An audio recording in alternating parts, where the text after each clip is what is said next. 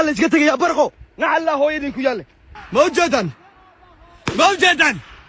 هو يدي سجارة ذيك ديرين سوس ناقة يوم ناقودن إنك أنت بتجوريا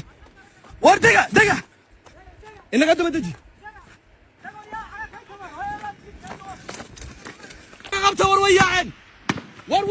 قبته ورنوك قبته الرجال ورنك إنوك قبته وروكوياعي موجودا وروياع إن حياة نوقبته على هل kulanti wacan oo wanaagsan daawadayaal soo dhawaada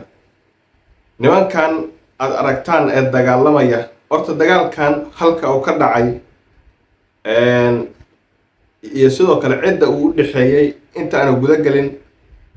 marka koowaad soo dhow muuqaalkan la gare sina shirgare naguna soo bir hadaa hore noola joogay dagaalkii u dhaxeeyay beeraha Ciise iyo Gudabiirsi faraha ayuu markan ka baxay dagaalkii ugu qaraaraa ayaana ka dhacay deegaanka Lughaye dagaalkan dhimasho iyo dhaawac ayuu sababay iyo barakac waxaanu idin soo gudbinaynaa xogta dagaalkan tirada ilaa hadda dhimashada ee la diiwaan geliyay horta khasaaraha sida aan xogta ku hayno waxa uu ku badan yahay dhinaca beesha Ciise oo xagga dhimashada marka la eego beesha Ciise dagaalkan waxa uga dhintay sida aan xogta ku hayno ilaa 5 askari tiro markaasi gaarayso 5 nin ayaa ka dhimatay dhinaca kale maleeshiyaadka Gudabiirsina waxaa la soo warinayaa hal dhimasho ah iyo dhaawacyo inay jiraan dagaalkan waxba la isuma reeban ciidamada militariga Somaliland goobta dirirtu ay ka dhacday way joogeen arinta la yaab kale waxay tahay in mar la isku baaba'ay oo dhimasho badan dhacday oo dhaawac badan dhacay inay kala dhax galeen dhinacyada dirirtu ay ka dhaxaysay iyadoo intii hore cid u dhaqaaqday aysan jirin waxyaabaha la yaab kale ay ka mid tahay laga diiwaan geliyay dhacdadii Lughaye dagaalkan u dhaxeeya Ciise iyo Gudabiirsi ee gobolada Awdal iyo Salaalna muddo ayuu soo jiitamay dhowr kulan ayaa la qabtay isu imaatino xal loogu raadinayo colaadan soo noqotay bal in dhinacyadu ay hal mowqif ka qaataan nabadda in la heshiyo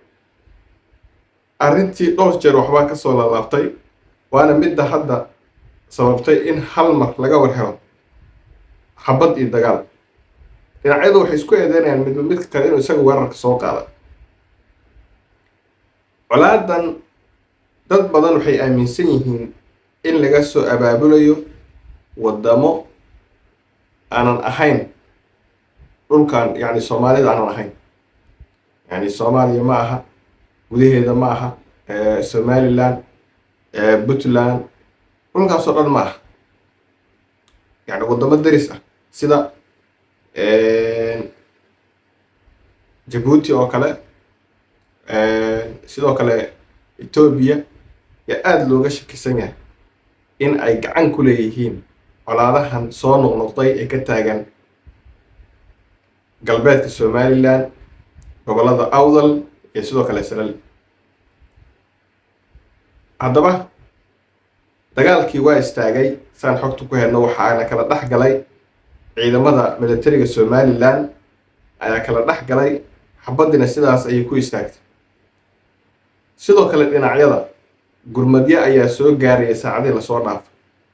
waxaa laga cabsi qabaa in mar kale uu dagaalka dib u bilaamo haddii aysan militariga gacan bira ku qaban labada dhinac waxaan xogta ku haynaa caawa gurmadyadii ugu faraha badnaa inay soo gaareen dagaalna ay u diyaar garoobeen haddaba haddaadna la soo gaartay dhammaadka muuqaalkan ood ku mahadsan tahay daawade sifo warbixinadeena dambe aad u heshid muuqaalkan la gare si meel dheer uu gaaro naguna soo bir aad baa u mahadsantihiin